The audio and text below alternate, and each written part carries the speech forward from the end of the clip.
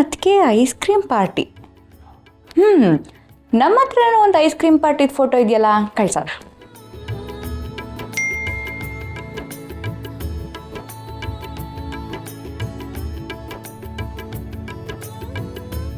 What a coincidence.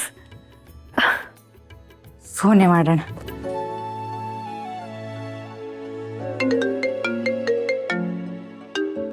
ಅದಕ್ಕೆ ಹೆಂಗೆ ನಾವು what a coincidence Lakshmi. Same photos, kitchen party. ಹೌದು, ಸೇಮ್ ನಾನು ಅದೇ ಅನ್ಕೋತಿದ್ದೆ ಲಕ್ಷ್ಮಿ. ನಿಮ್ಮದು ಕಿಚನ್ ಪಾರ್ಟಿ, ನಮ್ಮದು ಕಿಚನ್ ಪಾಡು, ಆಮೇಲೆ ಪಾರ್ಟಿ. ಪಾಡ? ಹಾಗಂದ್ರೆ ಏನದಕ್ಕೆ? ಹಾಂ ಮರ್ತೆ, ಆಗಲೇ ಮಾತಾಡ್ಬೇಕಾದ್ರೆ ಏನೋ ಸೌಂಡ್ ಬಂತಲ್ಲ, ಏನದು? ಅಯ್ಯೋ, ಅದನ್ನ ನೀನು ಯಾಕೆ ಕೇಳ್ತೀಯ ಬಿಡು ಲಕ್ಷ್ಮಿ. ಇಲ್ಲ ನೀವು ಹೇಳಲೇಬೇಕು. ನಾನು ಸ್ಟವ್ ಮೇಲೆ ಕುಕ್ಕರ್ ಇಟ್ಟು ಹೊರಗಡೆ ಬಂದು ನಿನ್ನ ಜೊತೆ ಮಾತಾಡ್ಕೊಂಡು ನಿಂತಿದ್ನಾ, ಒಳಗಡೆ ಕುಕ್ಕರ್ ಬ್ಲಾಸ್ಟು. ಅಯ್ಯೋ ದೇವ್ರೆ, ನಿಮ್ಗೆ ಯಾರಿಗೂ ಏನೂ ಆಗಿಲ್ಲ ತಾನೇ?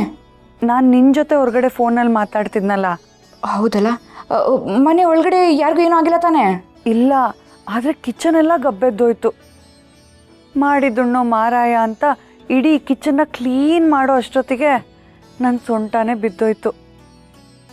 ಆಮೇಲೆ ಸಂಜೀವ್ ಅವರು ಹೊರಗಡೆಯಿಂದ ಊಟದ ಜೊತೆಗೆ ಐಸ್ ಕ್ರೀಮು ತಂದು ನಂಗೆ ಸರ್ಪ್ರೈಸ್ ಕೊಟ್ಟರು. ಬಾ ಸದ್ಯ. ಹೌದು, ಅದಕ್ಕೆ ನೀವ್ಯಾಕೆ ಅಡುಗೆ ಮಾಡೋಕ್ಕೆ ಹೋಗಿದ್ರಿ? ಅದು ಅಡುಗೆ ಮಾಡೋದನ್ನ ಕಲ್ತ್ಕೊಳ್ಳೋಣ ಅಂತ. ಅಣ್ಣ ನಿಮ್ಮನ್ನ ಅಡುಗೆ ಮನೆ ಒಳಗೆ ಹೆಂಗೆ ಬಿಟ್ಟ? ಕರೀರಿ, ಅವನ್ನ ಕ್ಲಾಸ್ ತಗೋಬೇಕು. ಅವನಿಗೆ ಅಷ್ಟೇ ಅಲ್ಲ, ದೊಡ್ಡಮ್ಮ ಮತ್ತು ಕುಮ್ಮದಾತೆನೂ ಕರೀರಿ, ಎಲ್ರಿಗೂ ಕ್ಲಾಸ್ ತಗೋತೀನಿ. ಅಯ್ಯೋ ಲಕ್ಷ್ಮಿ, ಅವ್ರು ಯಾರೂ ನಂಗೆ ಕೆಲಸ ಹೇಳಿಲ್ಲ. ನಾನೇ ಸುಮ್ಮನೆ ಕೂತಿರ್ತೀನಲ್ಲ ಅಂತ ಕೆಲಸ ಮಾಡ್ತಾಯಿದ್ದೀನಿ ಅಷ್ಟೇ. ಪ್ಲೀಸ್ ಅದಕ್ಕೆ ಇನ್ಮೇಲೆಲ್ಲ ಮಾಡೋಕ್ಕೆ ಹೋಗಬೇಡಿ. ಸರಿ.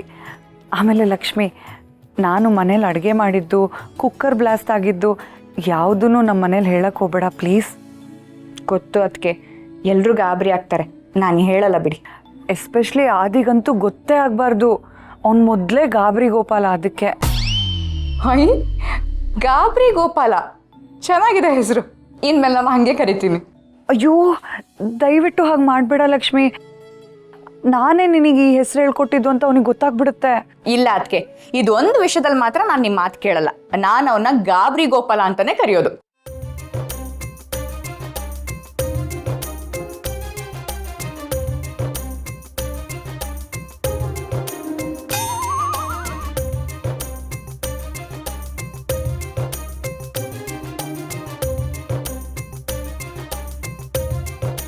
ಅದಕ್ಕೆ ಇವಾಗಿಲ್ಲೊಂದು ಇನ್ಸಿಡೆನ್ಸ್ ಆಯಿತು.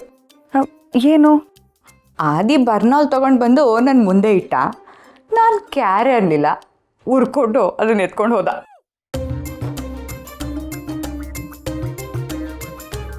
ಯಾರ ಹತ್ರ ಇಷ್ಟೊಂದು ಹಲ್ಕಿರ್ಕೊಂಡು ಮಾತಾಡ್ತಾ ಇದ್ದಾಳೆ ಇವಳು?